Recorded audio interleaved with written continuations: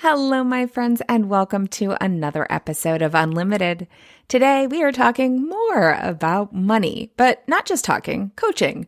I put out a call a little bit ago saying, hey, does anyone want to do any work around money mindset? And one of my current clients actually reached out and she said, I know we've done a lot of work around this, but I would love to do more work. So can I sign up? And I said, yes, absolutely. Let's do this. This client is a mom to a preschooler, a wife to a recently naturalized United States citizen, and came to me when she was trying to figure out what to do as she was burning out in corporate. Yet at the time, she was also the sole breadwinner for her family. If you are a mom who has worked in corporate, you are likely going to recognize some of the toxic dynamics that this client has encountered in the corporate space. And actually, if you are anyone who has been in the corporate space, you are likely to recognize some of these dynamics because really they're toxic for all of us. There are ways that we have learned to be and internalized and normalized that actually are extremely unhealthy for us. I saw a great meme that wasn't attributed to anyone in particular, but it describes what internalized capitalism looks like. And it is feeling guilty for resting. Your self-worth is largely based on doing well in your career, placing productivity before health, believing that hard work equals happiness, feeling lazy even when you're experiencing pain, trauma, or adversity, using busyness as a way to avoid your needs. I know that I personally have experienced these dynamics and had to do a fair amount of my own unlearning around them, and you will definitely be hearing some pieces of that process in this episode.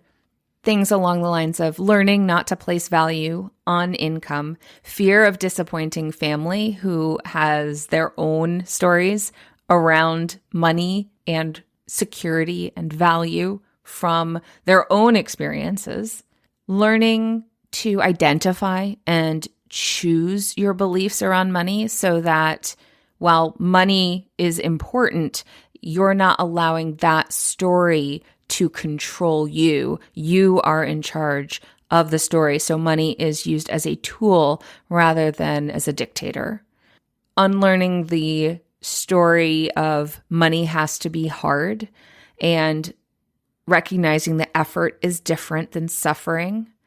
And also that there is value in doing things that don't make money, that not everything that we do has to relate to how much money we make in order to make it worth doing. This client also mentions having done a vision board workshop with me a while back and how pivotal it was for her to clarify that vision. There is still time to sign up for the vision board workshop I am doing this Friday. So if you are interested, follow the link in the show notes, or if you follow me on social media, I've got it all in the places for that. But it is this Friday at 1:00, and we are going to be not doing future manifestation visualization stuff, but more the journey, visualizing the journey. You'll hear more about that in this episode. But who do you want to be? How do you want to show up to life? What impact do you want to make? Those questions that allow you to create an alignment with your present into the actions that you take that build your future. And that's what this workshop is all about. So if that's of interest, definitely sign up. If this time does not work for you or there is some reason why you cannot make it, and money cannot be it because this is a pay what you can workshop. So if there's another reason why you can't make it, send me a message and let me know you are interested. If I get enough messages saying, yes, we want this, then I will do another one. I will make this happen again. So don't be a stranger. Reach out and let me know. And without further ado, let's get started. Hey there, I'm Valerie Friedlander, Certified Life Business Alignment Coach, and this is Unlimited. This podcast bridges the individual and the societal, scientific and spiritual, positive and negative, nerdy and no, there's just a lot of nerdy. Come on board and let's unlock a life that's as badass as you are.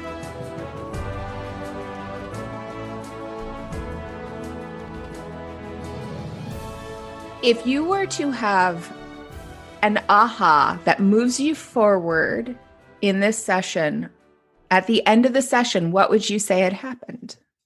I would say a certain mental freedom around the conversations about money in my head. What does that look like to you? The first thing that pops to my mind would be not placing my value on my salary or my income. I think that's probably one of the bigger things. Yeah, that's a big one for anyone living in a capitalist society. It's a core component of it. So if you didn't do that, if you were not placing your value on your salary or how much money you were bringing in, what would be different for you? I think what would be different would be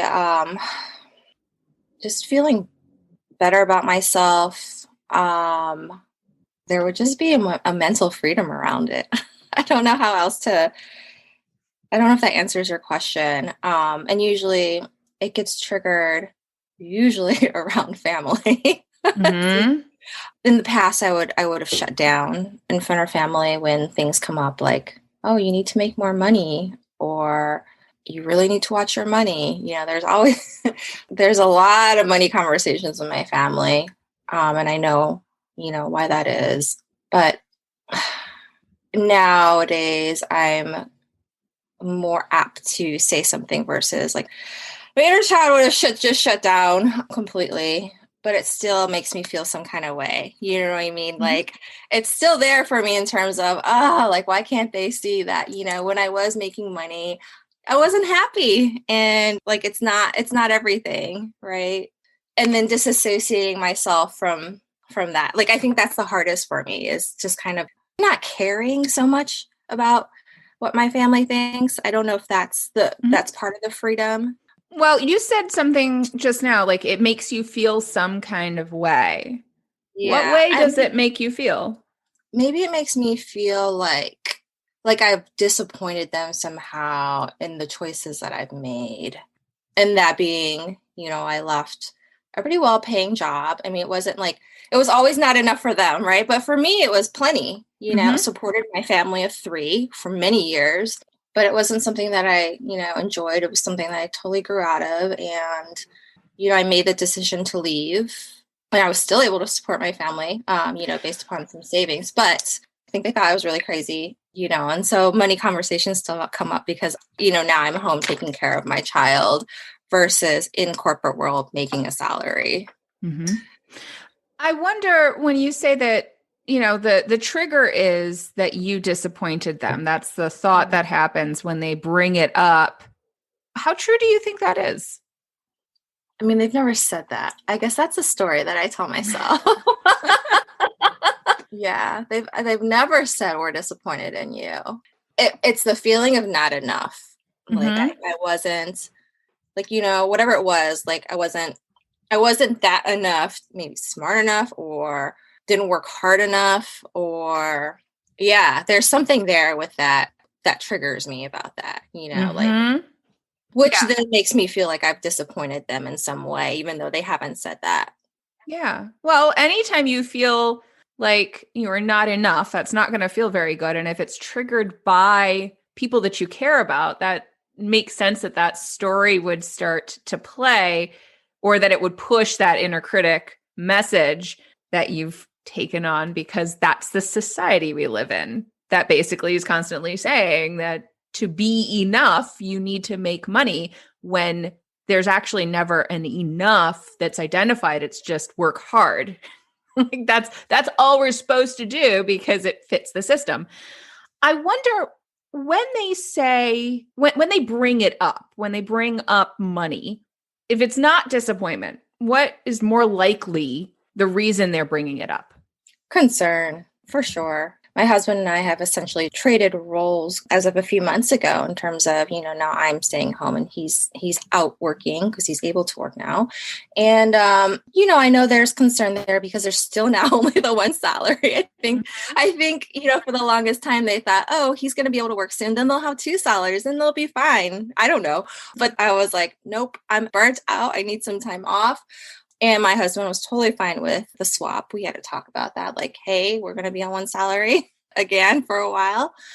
I think they're just concerned, right? Mm-hmm. Because my father grew up super, super poor. So I know that for him, that's the reason there's always a money conversation, like literally like running through his mind. I would even say like almost 24/7. Mm-hmm.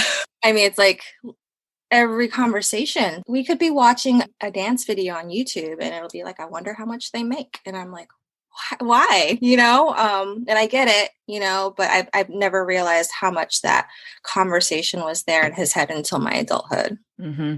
Yeah. Yeah. We pick up a lot of the stories that our parents have. Generational stuff around money is a big one. So knowing that it's concern, but what triggers for you is not being good enough. What do you believe about money? Ooh, what do I believe about money? Well, I believe it makes things easier. Not having to worry about it in a sense, right? When you have it, you don't have to worry about it as much in terms of, oh, am I going to make the bills, Mm-hmm. past this year if I'm not working, that type of thing.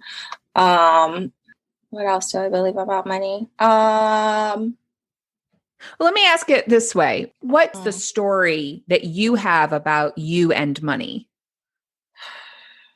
I would say it's been definitely difficult for me in regards to like if I'm not doing something to make money, I feel like I'm not being, I don't know, productive is the right word, but like I'm not contributing.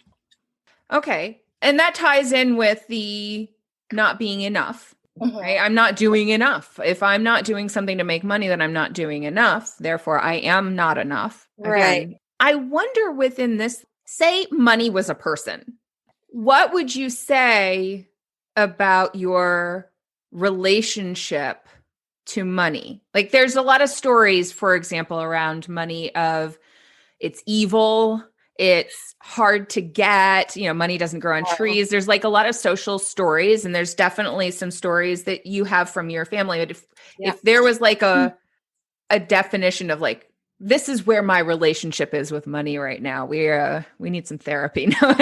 Like Oh man. Well, I know at one point I did have a story that money needed to be hard because I remember you asking me uh-huh. because I was in that job, like literally felt like I was suffering in this job I had. Like, why was I suffering?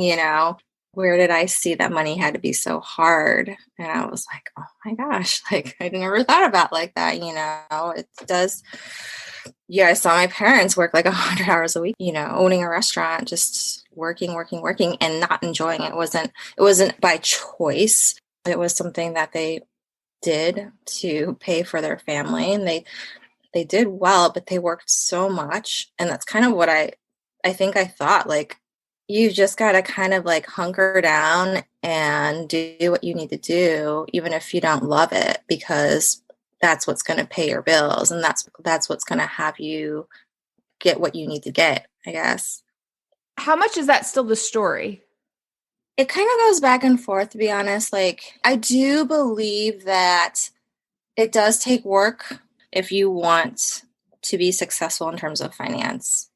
But I don't believe that you have to do something that you don't necessarily want to do it. Like it's just a matter of finding what that thing is and dedicating yourself to it. And maybe that doesn't even bring you the money you think you're going to make, but like I guess that's kind of where I'm at right now is when I left, I really wanted to explore a creative side. And like, I grew up being told that you that you don't do creative things for work. You don't make money being an artist or whatever it is. So it was never even considered when I was in school. It was you go to business, you study business, or you go into finance, and that's where the money is.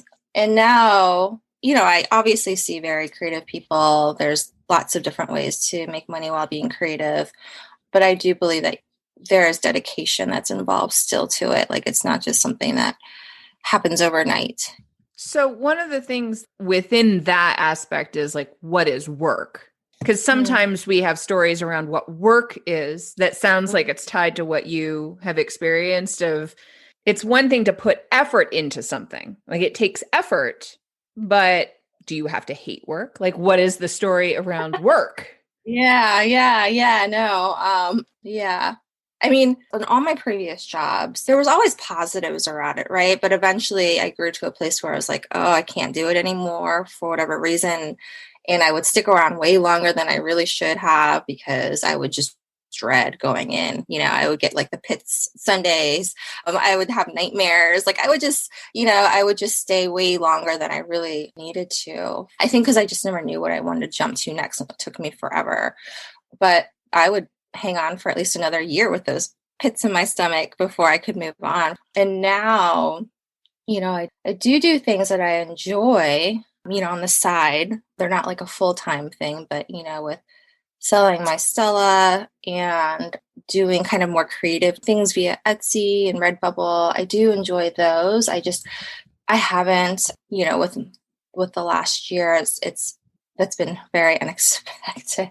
I thought I would have been creating more while my kid was in daycare, but when we took him out of daycare, it was mom that kind of stepped in. And I don't know, like it was kind of like I was back in survival mode. I didn't feel that creativity come through like I had really expected to kind of put those consistent efforts into that type of thing.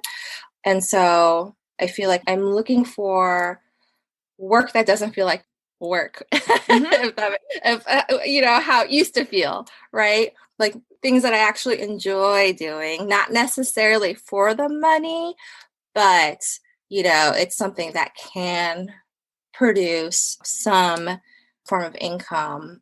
It's possible, right? But it's definitely not like a consistent paycheck like I was used to. Yeah.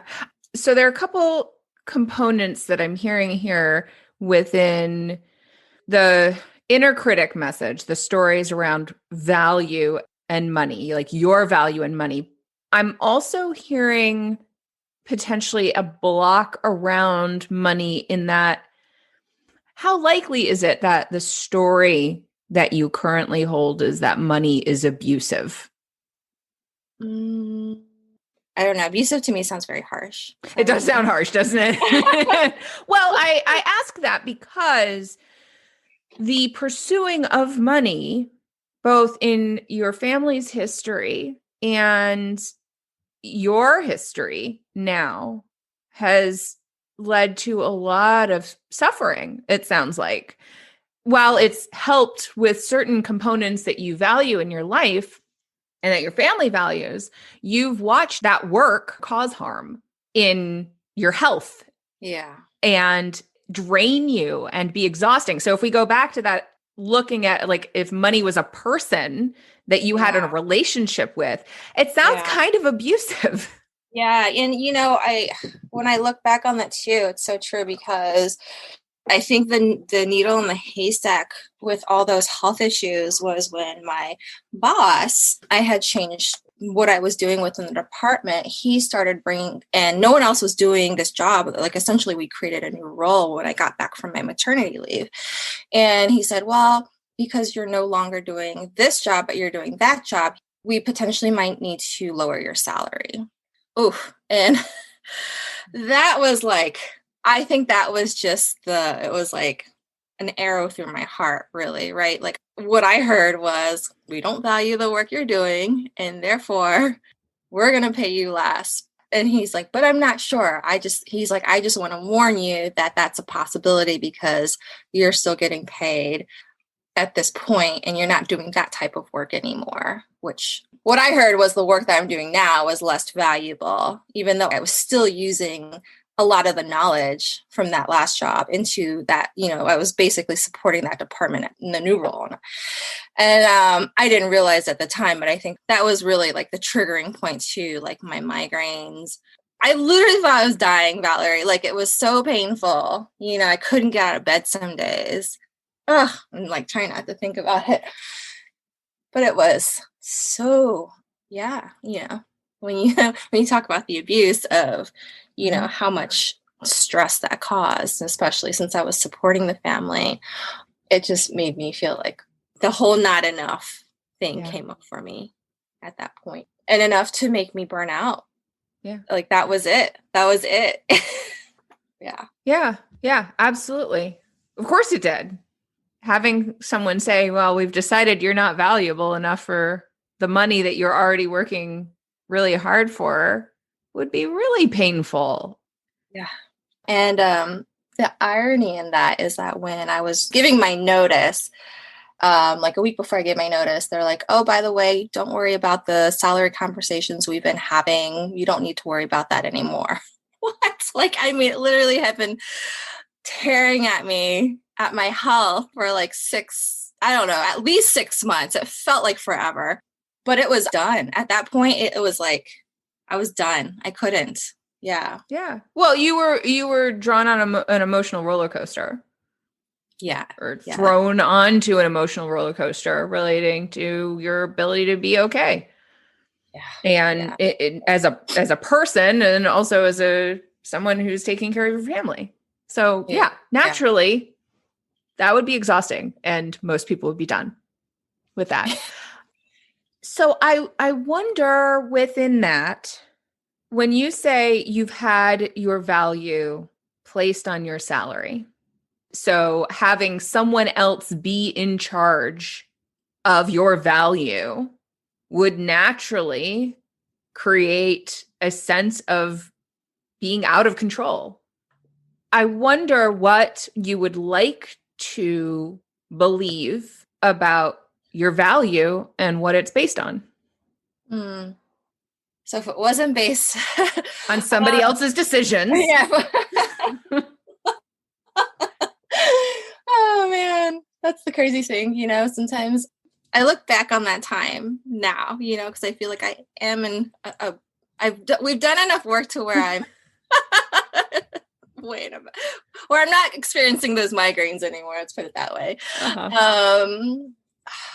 And I look back and I'm like, that's what needed to happen. I always go back to what I learn now is that I do want to be more creative. I wasn't doing that. I was fighting that for a long time, and I did everything I was supposed to do.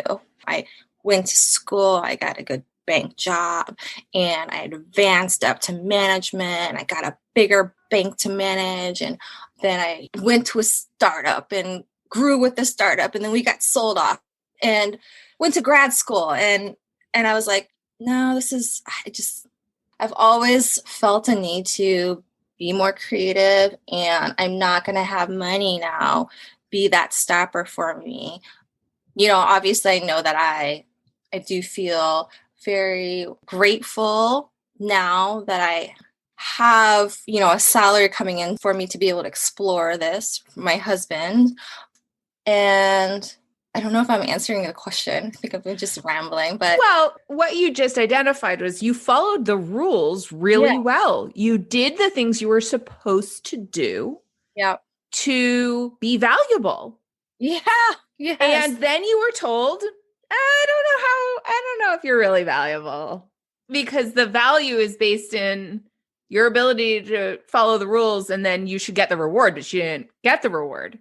Not only did you not get the reward, you burnt yourself out in the process of not getting the reward. So naturally, that's going to feel really yucky. Well, I think what's left for me is like, like kind of almost like getting off that path of whatever that was. I just feel like I'm like with a shovel digging a new path where maybe my parents are on this other path. Like, where's she going? Just going into the forest. Yeah, no, it's dark in there. I mean, it's a different path. It's not familiar, and unfamiliar usually naturally triggers some fear. Yeah. because that's how our brains are wired. Yeah. So if you're trailblazing, right? You're going on a different path. The last path you went on was the rules. It was the paved path that followed the rules and totally did not take you where you wanted to go, and the journey sucked. So, what is this new path? Yeah. This new path is it's me deciding how my day goes. It's not reporting to anyone. It's me just having freedom, really, to create and to spend time with my family. I feel like my own authentic self, like not doing things because I was supposed to do things this way, but really like living my own life and creating with my family and enjoying and just being present and enjoying. Yeah.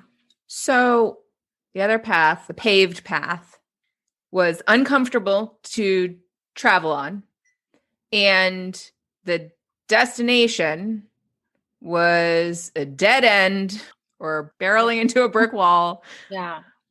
If you were to describe this path, what's the destination on this path? Ooh, I see flowers. I see like me walking through an enchanted forest, not knowing like what's gonna come at me. Like, is it gonna be a unicorn? Is it gonna be like fairies? Like, I guess I see it more as like an adventure. Like, I don't know exactly what to expect, but I know that it's got to be better than what I was on before. Like, there's no doubt because that path I was on before was literally killing me. Yeah, there were great parts to it, great people, but it was not feeding my soul. And I guess that's the other path, essentially, is something that just feeds my soul. It doesn't suck at my energy in the way that the other path did. One of the things that I remember you telling me that was so key to me, which I didn't even think about, was there are things that you do, like things take energy, right? Like it takes energy to go to work versus, it takes energy to do something fun like dance. But there are things that give back to you and there are things that just suck from you. And that's always stuck in my head. I can go back to that life. I could easily find another job really quickly back in that finance world, right? But then I also think like, oh, that just did not give me life. It just gave me a paycheck, but it sucked my soul out of me is how I felt, or I can go down this path, not knowing what's going to happen, not knowing if there's any financial reward, but, at least it's like feeding my soul along the way. And I do still, occasionally I still get job, what do you call listings, into my inbox, and I'll look at them and then it reminds me of how it was, the lack of freedom I felt and I shut it down, Mm-hmm. But yeah, so I'm staying on this new path for now. Maybe if something super interesting were to come up where it would get my creative juices going, but most of those job descriptions are not that way, So, what I'm hearing within this is that this new path is a magical adventure that takes effort to walk down while it does also feed your soul. And the other path was abusive, and it was essentially money in exchange for your soul. Yeah, it was definitely soul sucking.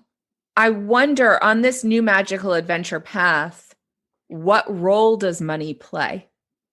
Ooh, I imagine that it's like I can see a stack of bills flying around in the air with little angel wings. I just have to go with my little money net. Uh-huh.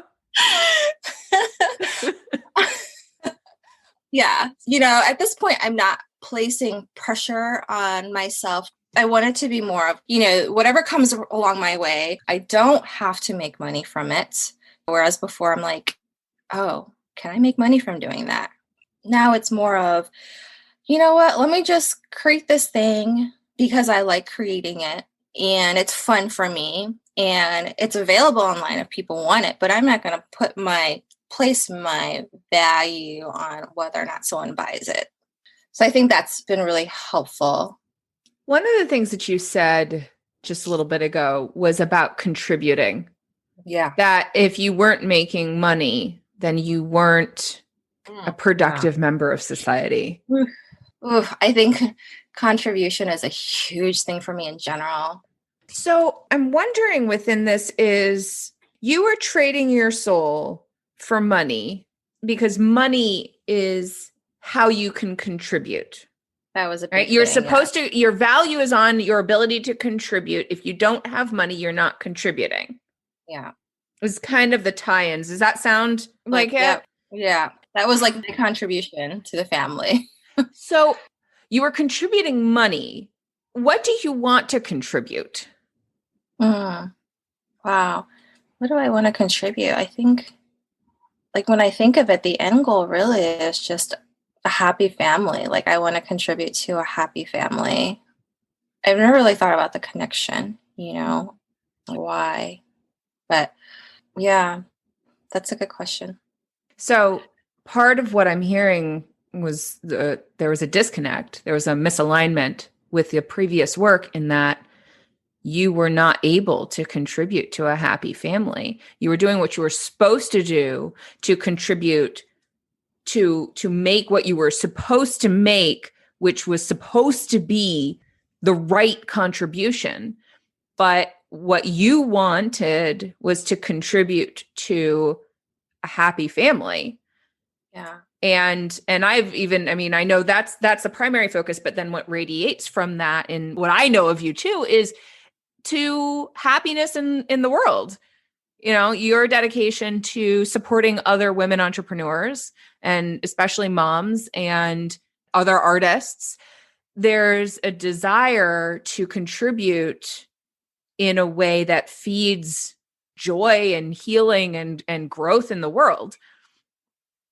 When you were doing that job and your value is based on your income because that was what you should contribute, what you actually wanted to contribute, which is your soul to your family and to the world, your Yeah. bright, beautiful soul was being sucked into the job. You're contributing that to that particular job. Yeah. Yeah. Which left me very little energy for when I got home. In this new world that you're creating, and who knows what it will contain, this can continue being entrepreneurship. It could be taking a job, any of those things. But it sounds like this touchstone for you is what are you contributing? Yeah. You know, and that's the focus. The focal point is on what do you want to contribute? And it's both contribute and what feeds you, Yeah. which is your joy. Mm-hmm. So the question is, how does this feed my joy and allow me then to contribute more joy? Yeah. Because when mama's not happy. Ain't nobody happy. And that's one of the big issues and the stories in our society is that it will be happy when we have money, Mm-hmm. right? Mm-hmm. And I can tell you from people that I've worked with and just looking at the world, that's not true. It's not true. Totally. But as you said, it definitely does make it easier. So in this new path, what does contribution look like? I mean, the money is catching the, like money butterflies. Yeah. What does that do for you? So, and I think COVID has had a lot to do with kind of my new thoughts of contribution is what I see is just contributing to whatever little ways, like even, if it's contributing to being there for friends, having kind of those deeper connected relationships with people, helping somehow make a difference in their lives, whether it be just feeling like I'm a person that's there to support them. I think that's kind of where I'm at currently. Contributing to maybe even awareness of, issues going on that maybe, people like I feel like I have a pretty wide circle of people I know. If I can contribute to maybe their knowledge of some of the issues that are going on in the Asian community, for example, that type of thing. I'm kind of thinking now on that level. And then also, contributing to my 4-year-old, like as a child myself, I never got this amount of time with my parents, and I think it's been hard, Mhm. but it's also been, but I also know that, wow, like it's such a precious time, that I've gotten to spend with him. And I know that he'll be in school in a year or so. So this could be kind of one of the last years where he's with me all the time, everywhere. There's a mixed bag there. I have this visualization as you were talking about this of the causes that you care about, the people that you care about, your family on this magical adventure where you get to fill up your watering can and they're like the flowers along the road Mhm. and you're choosing what you water with that watering can and the money butterflies like the flowers. So you're watering the flowers and the money butterflies just kind of fly around. Like I think about like a butterfly garden, right? It's like Yeah. you're choosing the plants to water. And that sounds like that new relationship with Hmm. money. Yeah. I like this. Within that, right? Like, that sounds lovely. Like a lot better than the asphalt. Yeah, for sure. I wonder with that, going back to the trigger when your family is talking about money and their fear of money, fear related to the security around that. And they're like, but this asphalt is safer, right? Like it's known. We know what the asphalt looks like. It's safer. Yeah.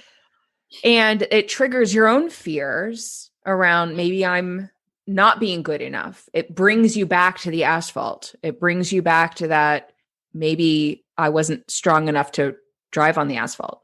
Well, maybe I was supposed to be stronger or handle this asphalt smarter. What do you want to remember when they bring that up?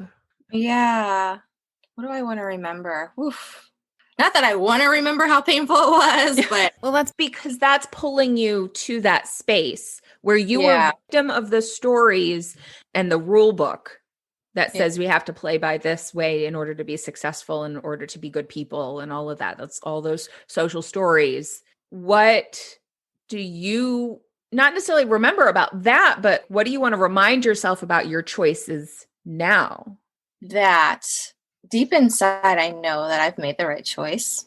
When I listen to my intuition, I know I would not want to go back there, period. And I think a reminder to my parents that, without feeling triggered, is that I know that they're concerned. You guys are concerned. I'll be okay. We'll be okay.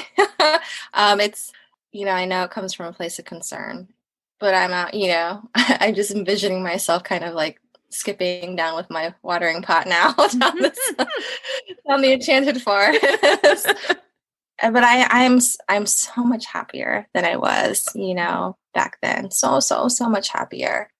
There's so much more freedom in what I'm looking for. When we did that vision board exercise workshop, I feel like this is the path. Like this is the new path to that vision board, that freedom and that lightness and me being me and I'm able to breathe down that path. Okay, so when your family brings it up, because that's the main trigger, whether it's out loud or in your own head, however feels right to you, saying, I appreciate the concern. I appreciate that you care about me. And I know what's best. Yep. Yeah. I'm happy. Yeah. My Yeah. happiness is what allows me to both contribute and receive money. Mm-hmm. Because you're watering the plants that attract the butterflies. Yeah. I'm not lying in bed with migraines all day. Lying in bed with migraines. Yeah. Yeah. Awesome. All right. How's that feel? Good. Yeah. I love this vision. I love the vision. I can see this vision. So thank you for that. Yeah, you're welcome. I always like it when like that, I get a picture as somebody's talking. It's like, oh, I this feel is like what I that need to looks go like. buy a big watering flower pot now for when I Yeah. do my flower arrangements, you know? Yeah. Well, yeah, absolutely. Yeah, I didn't even think about that you're doing that work around flowers. That's so Yeah, perfect. yeah, just for fun. But Yeah, yeah. but I mean, at the same time, like when you're listening to your intuition, you're drawn to the things that you are best able to contribute to. And when you're open to receiving return from that, and that's where, some of the work we may continue to do is around money's relationship, because oftentimes if you've been burned, you're wary around receiving again, because if you receive, it could turn into the asphalt, Mhm. right? So that might create some resistance to receiving money from the work that you do, or from considering, if you decided you wanted to work in a company or a community or whatever, like instead of just for yourself, if you decided to do that, could put up blocks to you finding something that would fit within that kind of collaborative space, because of the fear of it turning abusive. I could see that. Yeah. Right. So Yep. that's where, going back to the freedom part, you are always in charge of this. You are always the one who gets to decide how you contribute and what's aligned. You are no longer at the mercy of someone else saying, I don't know it might not be valuable enough. It might not be worth what you're putting into it. You're no longer at the mercy of that. You get to decide your value. You're in charge. Yep. And I should mention there's also the freedom of now knowing that, you know what, I can leave. Like I don't have to stick around. Exactly.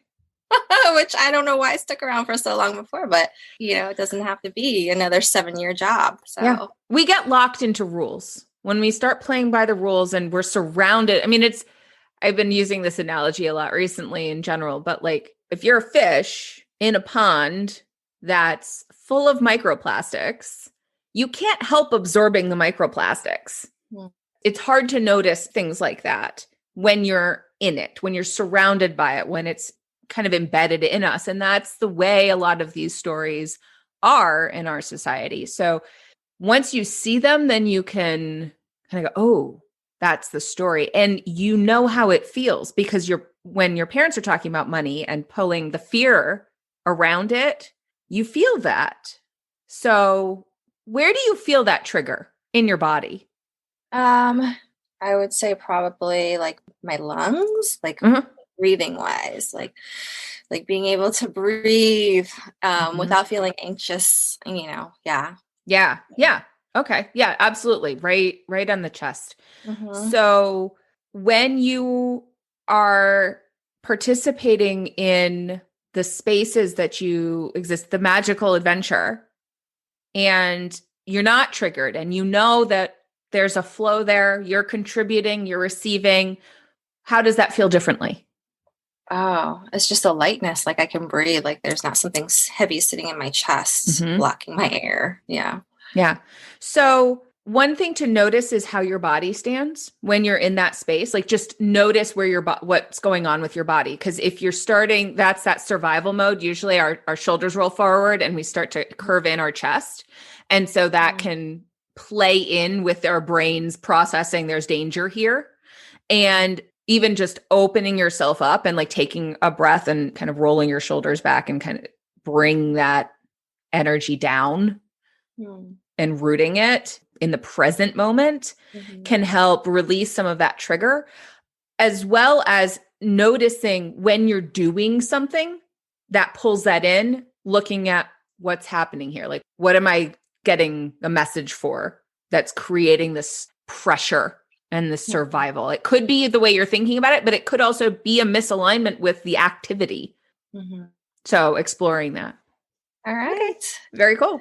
Thanks, Valerie. I had a follow-up call with this client the other day where I checked in to see how things were going and what had shifted in terms of the mental freedom that she had been looking for in this episode. And she let me know that, one, the visualization has been highly inspirational for her in terms of engaging in a way that felt aligned for her. She also was able to have a conversation with her parents when they brought up the money dynamics and not be triggered about it, where their stories and their stuff was about them. And she was able to just say, we're good. And I'm glad that this is what I'm doing right now. And it got let go. They moved on. I hope you found some helpful nuggets to take away to apply to your own life. Final reminder that the visioning workshop is this Friday. So if you are interested, be sure to sign up ASAP.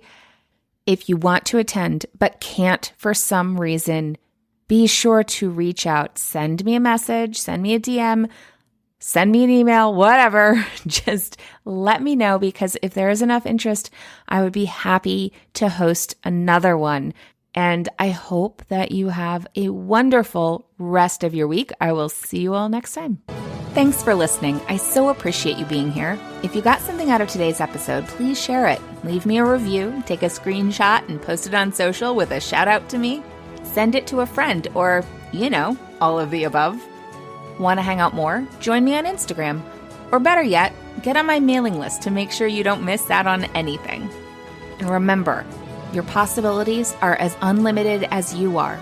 Allow yourself to shine, my friend. The world needs your light. See you next time.